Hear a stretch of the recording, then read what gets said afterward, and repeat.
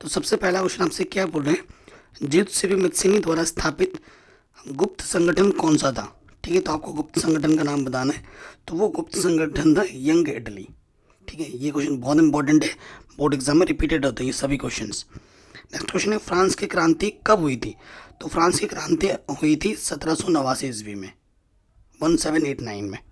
ठीक। हिंद स्वराज पुस्तक के लेखक कौन है। तो हिंद स्वराज पुस्तक के लेखक है महात्मा गांधी जी। नेक्स्ट क्वेश्चन आपका आ जाता है, प्रथम विश्व युद्ध प्रारंभ कब हुआ था। तो ये प्रथम विश्व युद्ध प्रारंभ हुआ था 1914 में। ठीक है। समवर्ती सूची से संबंधित विषय नहीं है। क्या नहीं है, विदेशी मामले जो होते हैं वो समवर्ती सूची से संबंधित नहीं होते हैं।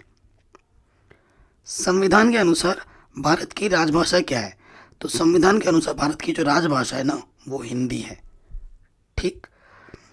अगला क्वेश्चन है, ब्रिटेन ब्रिटेन वुड्स जुड़वा संतान किन्हें कहा जाता है। तो देखो, अंतर्राष्ट्रीय मुद्रा कोष तथा विश्व बैंक को ब्रिटेन वुड्स की जुड़वा संतान कहा जाता है। ये क्वेश्चन एक नंबर पूछा जाता है। स्वतंत्र और निष्पक्ष चुनाव का क्या अर्थ है। देखो, स्वतंत्र और निष्पक्ष चुनाव का अर्थ यह है कि देश में चुनाव संपन्न कराने वाले सर्वोच्च संस्था चुनाव आयोग स्वतंत्र इकाई के दो के रूप में कार्य करें और मतदाताओं को उनकी पसंद के प्रत्याशी को बिना किसी दबाव के मत देने की सुविधा दें। तो ये होता है स्वतंत्र और निष्पक्ष चुनाव का अर्थ। लोकतंत्र के समक्ष क्या चुनौतियां हैं। तो लोकतंत्र के समक्ष प्रमुख चुनौतियां हैं निरक्षरता, सांप्रदायिकता, जातिवाद, क्षेत्रवाद और भाषावाद। ये सबसे बड़ी समस्याएं हैं। ठीक। अगला क्वेश्चन है, भारतीय अर्थव्यवस्था पर महामंदी के किन्हीं 3 प्रभावों का उल्लेख कीजिए। तो पहला क्वेश्चन है व्यापार पर प्रभाव। देखो, महामंदी के दौरान भारत का आयात दोनों 50% कम हो गया और अंतर्राष्ट्रीय बाजार में वस्तुओं की कीमतें गिरने के कारण भारतीय व्यापार पर प्रतिकूल प्रभाव पड़ा। ठीक है, जो दाम थे ना 50% कम हो गए थे और इसका बहुत बुरा प्रभाव पड़ा था। किसानों और काश्तकारों पर प्रभाव क्या पड़ा था।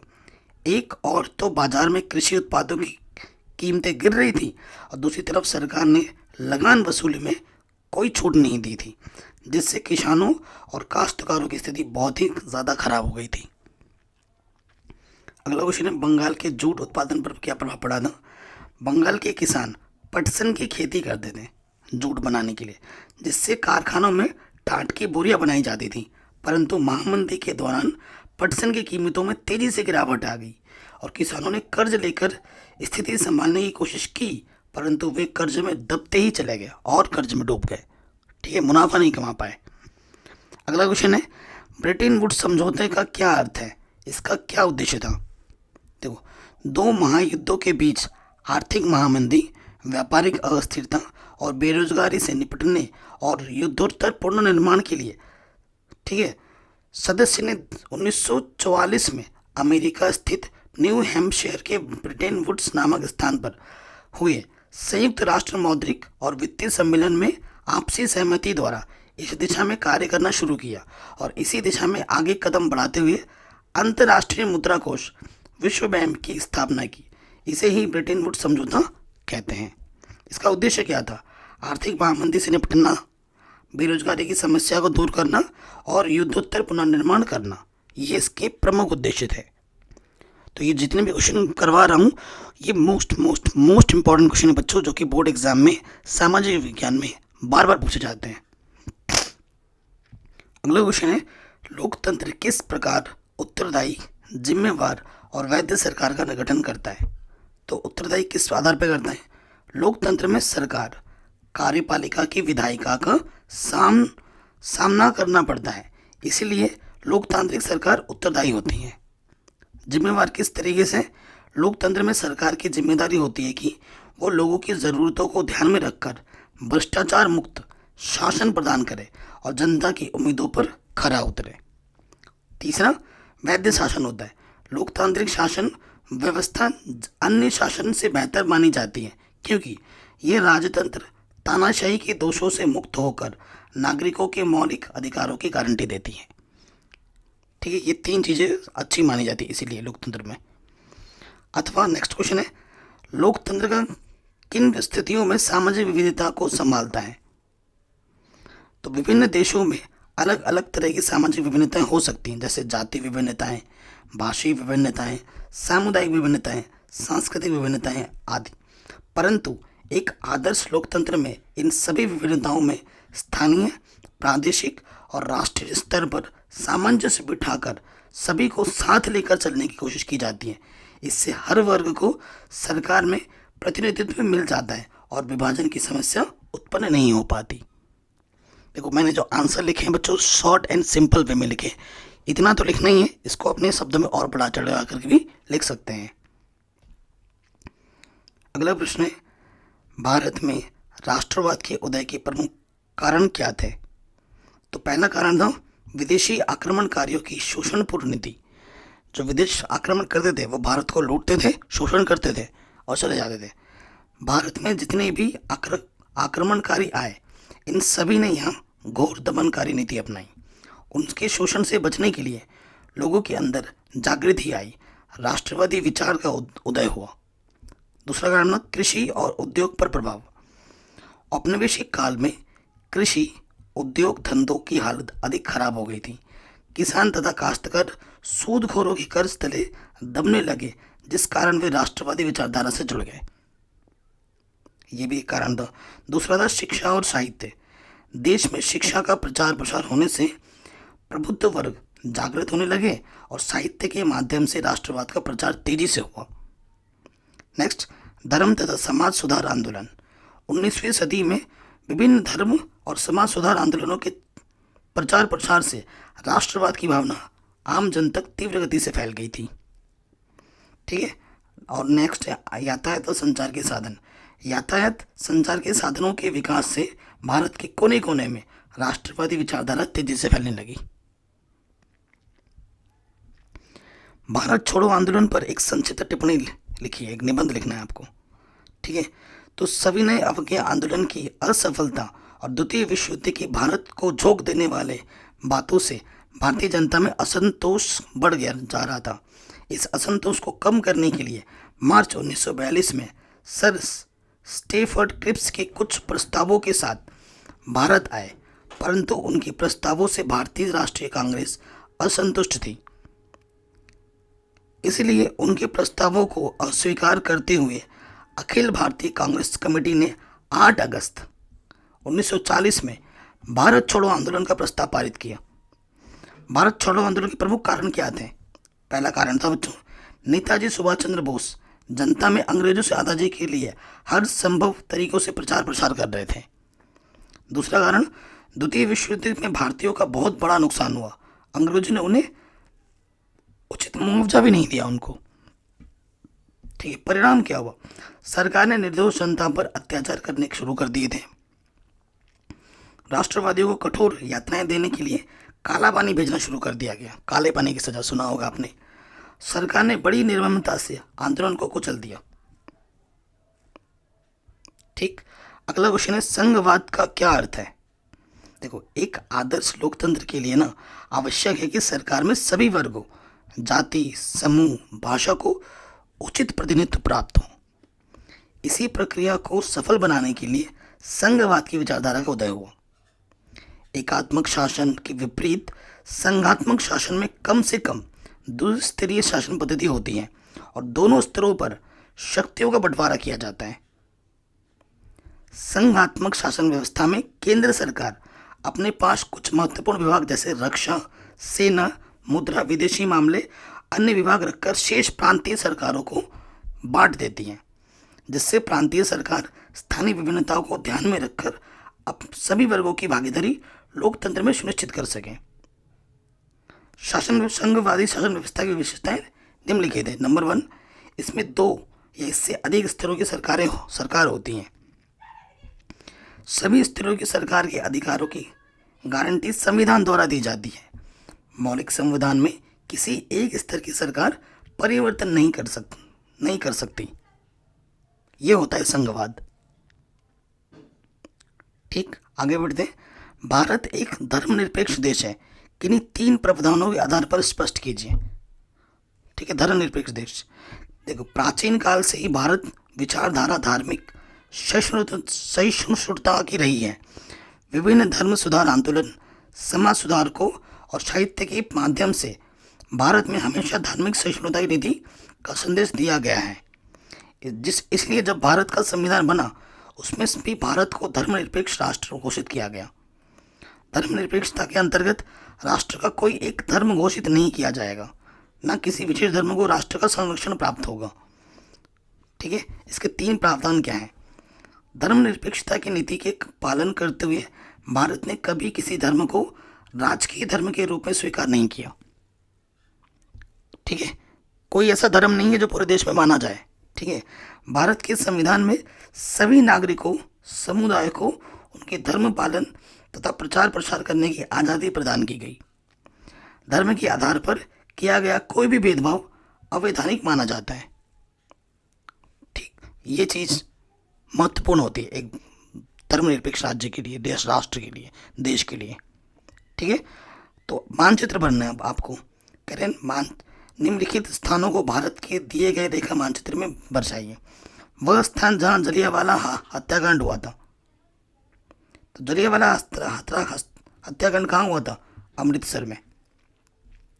वह स्थान जहाँ दिसंबर 1920 में कांग्रेस का अधिवेशन हुआ था। कांग्रेस का अधिवेशन कहाँ हुआ था? नागपुर में। वह स्थान जहाँ सूती मिल श्रमिकों का सत्याग्रह चलाया गया, तो कहाँ चलाया गया था? अहमदाबाद में। वह स्थान जहाँ 1927 में कांग्रेस का अधिवेशन हुआ, तो कांग्रेस का अधिवेशन कहाँ हुआ था? मद्रास में। वह स्थान जहाँ सविनय अवज्ञा आंदोलन प्रारंभ हुआ, सविनय दांडी में। तो ये आपका उत्तर हो जाएगा मानचित्र बनने का कार्य। ठीक, आगे बढ़ते हैं। ये देखो पीछे भी मैंने। अगला क्वेश्चन है, निम्नलिखित में से कौन सा खनिज आधारभूत है? तो लौह अयस्क जो होता है बच्चों, वो आधारभूत खनिज माना जाता है। ठीक, अगला प्रश्न है, निम्नलिखित में से कौन सा ऊर्जा परंपरागत स्रोत है? परंपरागत स्रोत है कोयला ऊर्जा। ठीक है, विश्व व्यापार संगठन की स्थापना निम्नलिखित में से किस वर्ष हुई थी? तो 1995 में विश्व व्यापार संगठन की स्थापना हुई थी। भारत में वायु परिवहन का राष्ट्रीयकरण कब किया गया? 1953 में। ठीक, निम्नलिखित में से इस्पात बनाने में किस खनिज का प्रयोग किया जाता है? मैग्नीज खनिज का प्रयोग किया जाता है। निम्नलिखित में से भारत प्रमुख रूप से किसका आयात करता है? तो कच्चा पेट्रोलियम भारत आयात करता है, यानी कि बाहर से मंगाता है। अतिलघु उत्तरीय प्रश्न, सीमांत सड़कें क्या हैं? इनका निर्माण किसके अधीन होता है? तो देखो, ये देश की सीमावर्ती, सीमांत मतलब सीमा है ना, बाउंड्री क्षेत्रों में बनाई जाने वाली सड़कें हैं, जिनका निर्माण विशेष रूप से सामरिक महत्व के लिए किया जाता है। इनका निर्माण भारत विकास प्राधिकरण द्वारा किया जाता है। वैश्वीकरण से आप क्या समझते हैं? देखो, जब उत्पादन, व्यापार तथा सेवाएं एकीकृत रूप से विश्व स्तर पर की जाएं, तो ऐसी प्रक्रिया को वैश्वीकरण कहते हैं। उपभोक्ता के किन्हीं 2 अधिकारों का वर्णन कीजिए। उपभोक्ता जिन वस्तुओं और सेवाओं को खरीदता है, उसे संबंधित सूचना प्राप्त करने का अधिकार उसको है। दूसरा, उपभोक्ता को खराब गुणवत्ता वाली वस्तु दुकानदार बेच दे, वो बिल दिखाकर उपभोक्ता फोरम में शिकायत भी कर सकता है उसकी। अगले प्रश्न में आ जाओ। भूक्षरण रोकने के कोई 3 उपाय समझाइए। वनों की कटाई पर रोक लगाना। भूक्षरण समझते हो ना? भूक्षरण क्या होता है? भूमि का जो क्षरण हो रहा है ना, क्षति हो रही है। ठीक है ना? दोषपूर्ण अथवा अत्यधिक खनन पर रोक लगाकर भूक्षरण को रोका जा सकता है। भूमि के चारों ओर पेड़ों की मेखला बनाकर, बाउंड्री टाइप बनाकर भूक्षरण को रोका जा सकता है। ये 3 उपाय आसान है जो कि मैंने आपको बताया। अगले क्वेश्चन पे आ जाओ। संसाधन नियोजन की आवश्यकता क्यों बढ़ती है? इस हेतु कोई 2 उपाय सुझाइए। मानव विकास के लिए संसाधन अत्यंत आवश्यक है। प्राकृतिक विभिन्नताओं के कारण देश में संसाधन सर्वत्र उपलब्ध नहीं हो पाते। अगर सभी संसाधनों का हम वर्तमान में उपभोग कर लेंगे तो भविष्य में बड़ी समस्या होगी। जैसे डीजल पेट्रोल है, ये बहुत लिमिट है। एक टाइम के बाद ख़त्म हो जाएंगी। अगर हम सारा उपभोग कर लेंगे तो हमारे आने वाली पीढ़ी को कुछ नहीं मिलेगा। इसलिए संसाधन नियोजन की आवश्यकता होती है। संसाधन नियोजन के 3 उपाय निम्नलिखित हैं। पहला, देश के विभिन्न भागों में संसाधनों की पहचान करके उनकी तालिका बनाकर भविष्य के लिए संतुलित योजना बनाई जा सके। राष्ट्रीय विकास योजनाओं के अंतर्गत संसाधन विकास योजनाओं को शामिल करके संसाधन नियोजन किया जा सके। अगला क्वेश्चन है, राष्ट्रीय आय वृद्धि हेतु कोई 3 उपाय समझाइए। राष्ट्रीय, पूरे राष्ट्र के कैसे बढ़ा सकते हो आप। राष्ट्रीय आय किसी भी अर्थव्यवस्था के विकास की सूचक होती है। अर्थव्यवस्था के अंतर्गत राष्ट्रीय आय को बढ़ाने के लिए विभिन्न तरीके अपनाए जाते हैं, जिनमें से 3 कारण निम्नलिखित हैं। सबसे पहला, जनसंख्या वृद्धि पर नियंत्रण। जनसंख्या वृद्धि से प्रति व्यक्ति आय कम होती है, जिसका प्रभाव राष्ट्रीय आय पर पड़ता है। इसलिए राष्ट्रीय आय को बढ़ाने के लिए जनसंख्या संतुलन बनाए रखना बहुत आवश्यक है। नेक्स्ट, बचत वृद्धि को प्रोत्साहन। देश की जनता को बचत वृद्धि के लिए प्रोत्साहित करके उत्पादन और रोजगार बढ़ाया जा सकता है, जिससे राष्ट्रीय आय में वृद्धि हो सकती है। ठीक है, बचत करना है ना, सेविंग करना। उद्योगों को प्रोत्साहन। ठीक है, नए नए जो उद्योग, छोटे छोटे उद्योग होते हैं, उनको प्रोत्साहित करना फिर।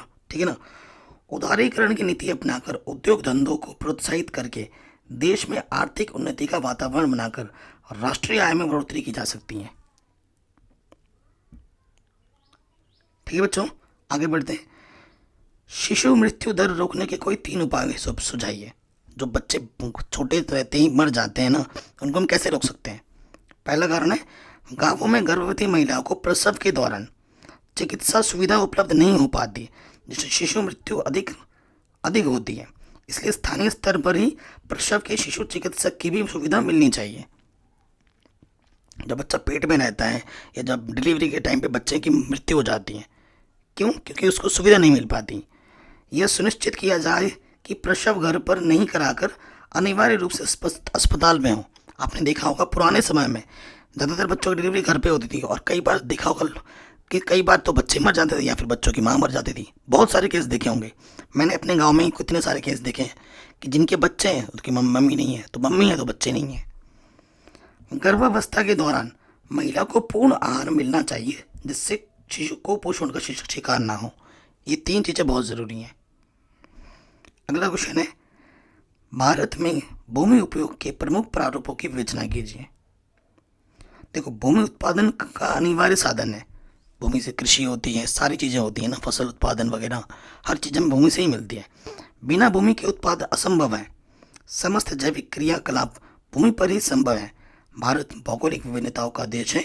इसका कुल क्षेत्रफल इतना वर्ग किलोमीटर है। इसके 93% भूभाग के आंकड़े प्राप्त हैं।